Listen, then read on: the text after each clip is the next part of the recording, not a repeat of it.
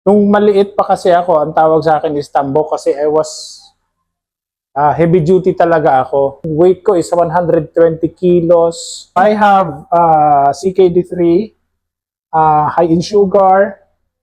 I have liver mass. Meron ako liver mass. Oo. Tapos aortic dissection, meron din ako. And then prostate. Pinakyaw niyo yata lahat ng organs. Kaya nga, this year hindi ko na na-renew yung HMO ko. I spent 2 hours sa room just to locate the second kidney. Ako, sabi ng doktor, nag-improve na yung kidney mo, naging 67% na Wow, daw. just 10 days from Yes. 50 to 67? Yes. Ang sugar level niyo at the time. Ang sugar ko, umabot ako ng 7, 9, something. Even with the metformin? Yes. Nagka-cramps ito, lower abdomen ko. One good thing about the prostate is bumalik yung morning erection. Nabuhay. Nabuhay. Yes. Nabuhay ang patay. Kaya- So nakita ko, sir, ang dami niyang na-address talaga sa health. Yes. Ang laki na natipid niyo dahil doon. Yes. Pero na akong HIV before.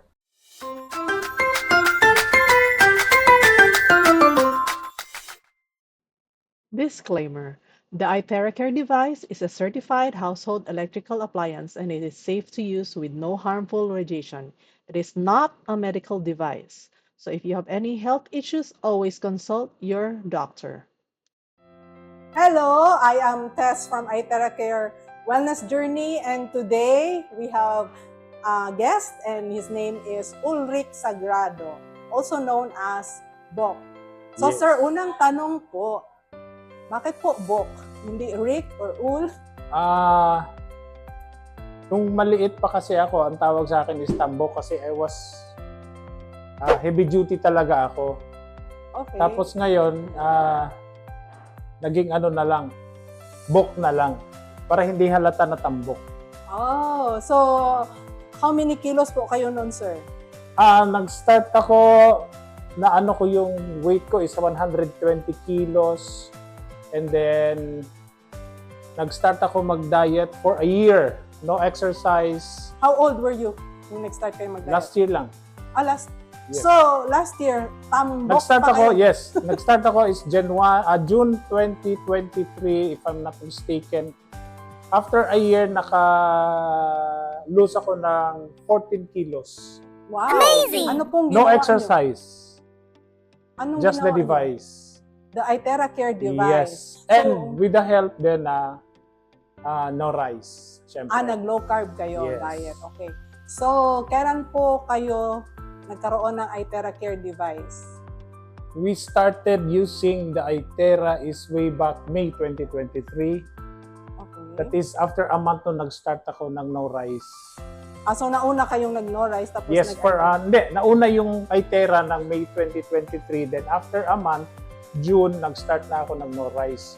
Then kasi nga, nagkaroon ako ng idea regarding the iTera na ano raw siya sa weight loss. weight loss. So ginamit ko siya for a year, 14 kilos ang nawala sa akin. Basta Okay. lang, huwag ka lang magmadali. So yun po ba ang reason bakit kayo napabili ng iTera? Is that for weight loss? Hindi, for my health reason. Marami. So ano po yung mga health issues niyo? So, full page ako. Kung sabi pa ng doktor ko, inangkin ko na raw lahat ng sakit. Oh, okay. So, I have CKD3, high in sugar. I have liver mass. Meron ako liver mass. Mhm. Tapos, aortic dissection. Meron din ako.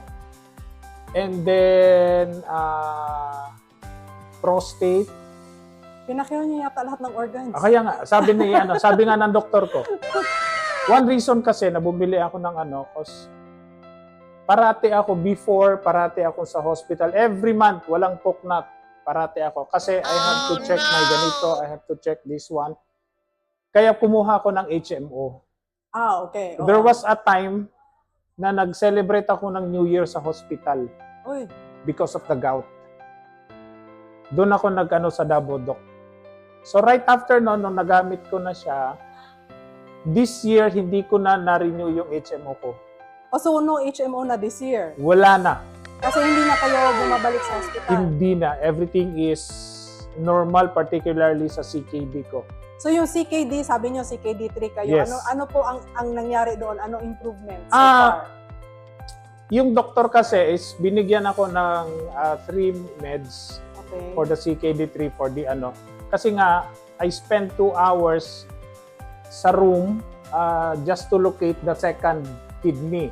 Oh, 2 hours. yung pag nag-ultrasound. Yes. Dineclare na lang nila na nawala. 0 daw. So that means ang function ng kidney ko is only 50% na lang. Oo. Kasi hindi nila nakita. Right after that, ginamit ko Is yung that one ITER. kidney lang or? Yes. Okay. Left lang ang nakita, ang right wala. So right then and there, ginamit ko yung classic pa yung ginagamit ko. Ginamit ko siya for 10 days. Then I have to go back for another check-up. Kasi nga, yung gamot na binigay sa akin is only good for 10 days. Kasi after 10 days, kailangan mong bumalik just to check na naman. So after 10 days, After ano po? 10 days, bumalik ako. Sabi ng doktor, nag-improve na yung kidney mo, naging 67% na Wow, daw. just 10 days from Yes. 50 to 67. Yes. Wow. Without knowing the doctor na hindi ko ininom ni isang gamot. Ah, Yes. so sa 10 days na yun, wala kang ininom ni isa. Ni isa wala akong gininumot. So binigay niya ng 3 gamot. So binigyan ulit ako ng reseta, sabi niya, just continue Oo. taking this, ganyan. Pero hindi ko na Hindi mo ginamit. pa rin kinunod. Until now, hindi ko ginamit. Hindi ko ininom. So nagpa-check na kayo lately sa kidney niyo po. Yes, normal naman daw. So okay na Ako siya. naman din kasi is even my twin brother is hindi kami pantay ng kidney. Ah, okay. Meron daw talagang ganon, hindi daw pantay. Oo. Pero hopefully by next month makakapag ano na naman ako ng general check-up para makita na naman lahat kung ano naging. What about yung other conditions niyo? Ano na pong Sa sugar, tinanggal ka, nag-ano na kasi ako before, So, umiinom na maintenance ako na. ng metformin.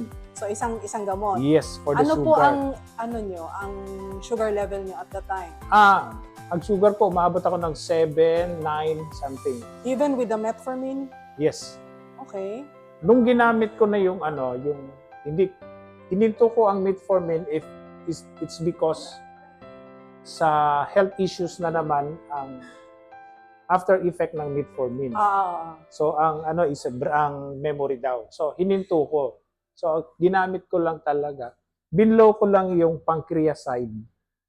So, tumigil kayo ng metformin without the advice of your doctor? Okay, ano lang po ha. So, Walang desisyon ni sir yon. So, hindi po Yes. natin ina-advise na kung merong pinapainom ang doktor ninyo, Yes. tumigil din kayo tulad niya. So nagiging ano naman discretion ako niya. ngayon, nagiging ang sugar ko nagiging 6 na lang, kuminsan 7. Mm-mm. Pero ang tina-target, ayoko naman din abutin ng 5. It's baka mahilo na naman ako. Pero at least masaya na ako sa result. No medication, ganun ang level na sugar. What about yung sa heart po? Yung sa heart naman is meron kasi akong under my abdomen is meron akong yung tinatawag nilang aortic, no? Nagka-cramps ito, lower abdomen ko. Kaya Kaya siya nagka-cramps? And ano lang, random lang? random lang siya. Kaya ang pag-lose ng weight ko, pag-lose din ng tiyan ko. It's because every time I blow my lower abdomen, binublow ko siya from side oblique going to Kasi doon sumasakit. yes. Kaya malaking tulong siya sa pagpaliit din ng tiyan ko. At the same time, yung abdominal cramps na wala.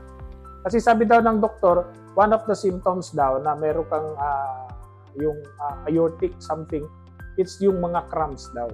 So, binlow ko siya ng blow.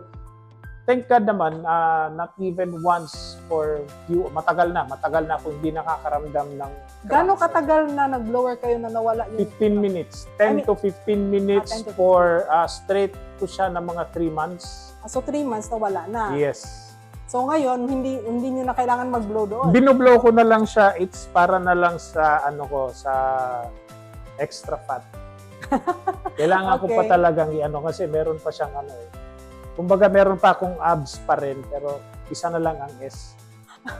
Yung sa prostate naman na issue, kumusta Sa naman? prostate naman is, it's a big relief sa akin. Binublow ko lang yung sa bladder side, downwards, no, downwards for 15 minutes. So, it's a big improvement sa akin. Madali siyang nawala. Mga less than a week lang nagkaroon ng improvement. So, tinuloy-tuloy ko lang siya. One good thing about the prostate is bumalik yung morning erection na buhay. Nabuhay. Yes. Nabuhay ang patay.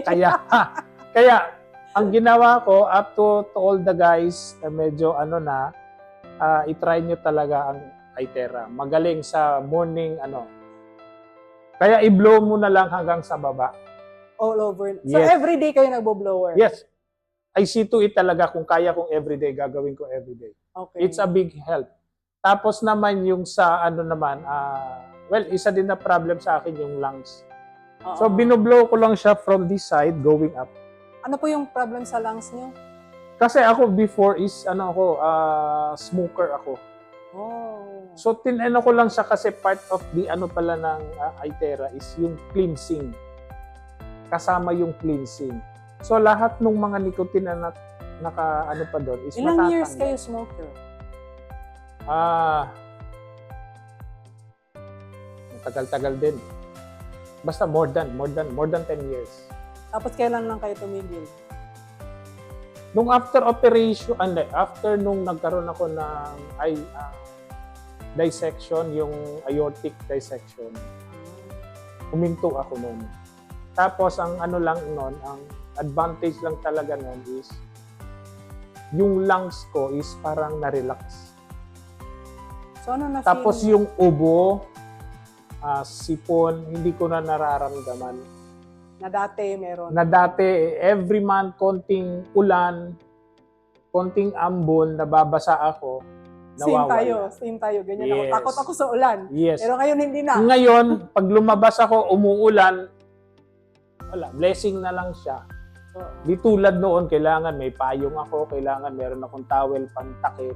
Ngayon, wala na talaga. Hopefully, tuloy-tuloy na. So sa nakita ko, sir, ang dami niyang na-address talaga sa health. Yes. Ang laki na natipid niyo dahil doon. Yes. Amazing! One good thing.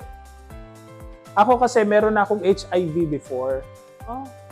Yung HIV na hair is vanishing.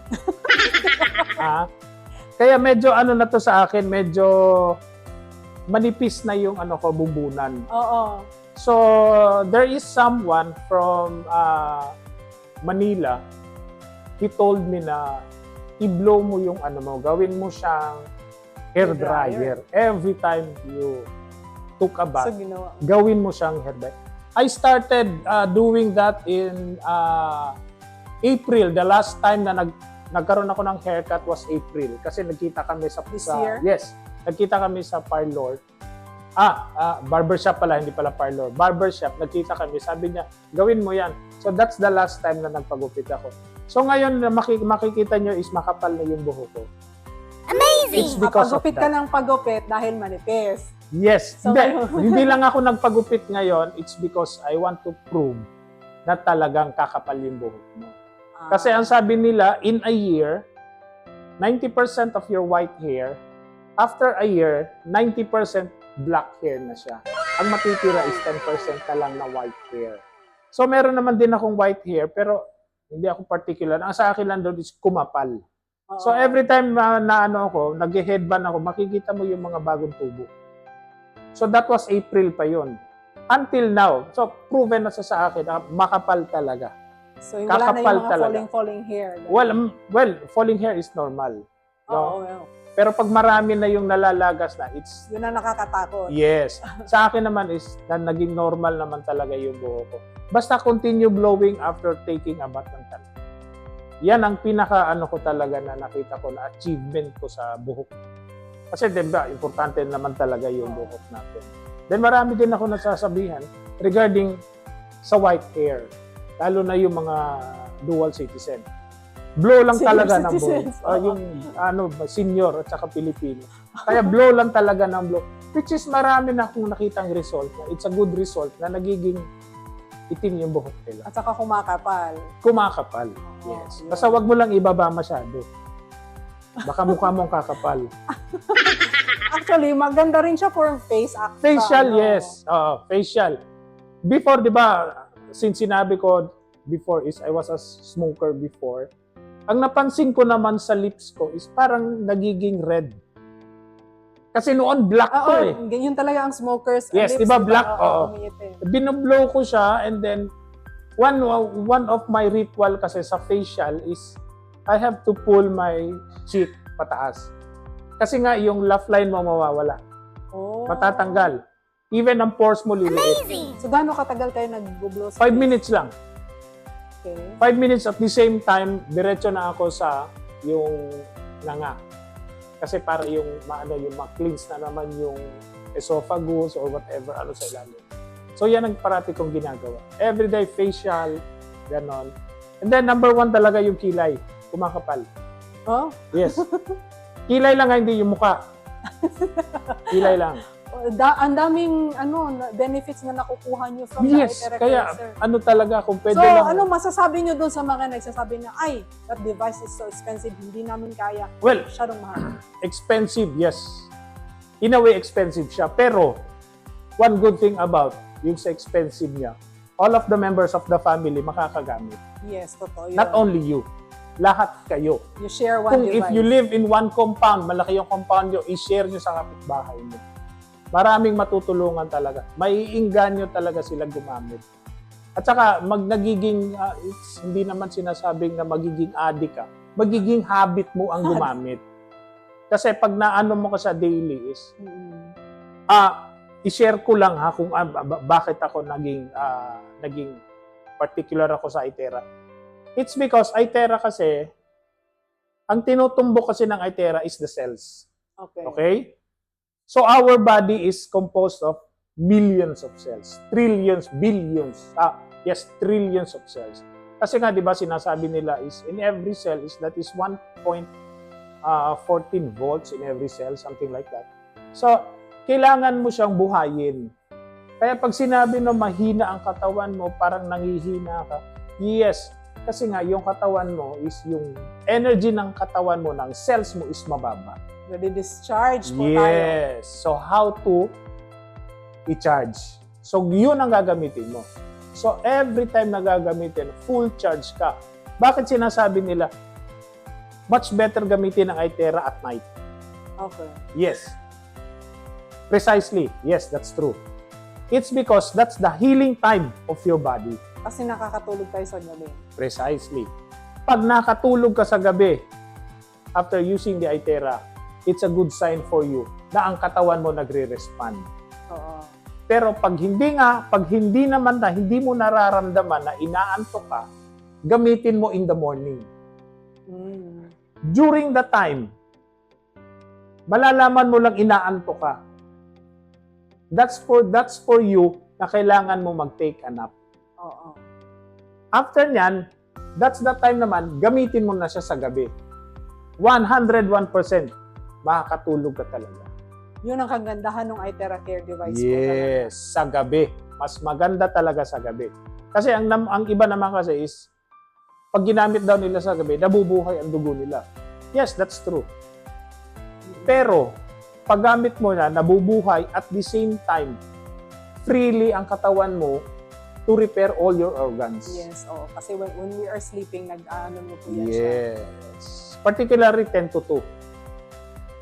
10 in the evening at saka 2 early in the morning. Anong oras po kayo natutulog sa gabi? Ako, maaga. 11, 12, ganon. Pero meron pa akong 2 hours na from 12 midnight to 2 a.m. Meron pa at least, I'll see to it na tulog na ako niyan. So at least meron pa akong repair time sa katawan. Nagre-recuperate yung ating katawan Yes, doon. oo. So yun po, thank you very much sir for sharing your story and sana ma-inspire po yung mga iba dyan na maraming mga health issues at may Yes. natutunan po kayo sa episode na ito with Mr. Boc Sagrado. Thank you! Thank you!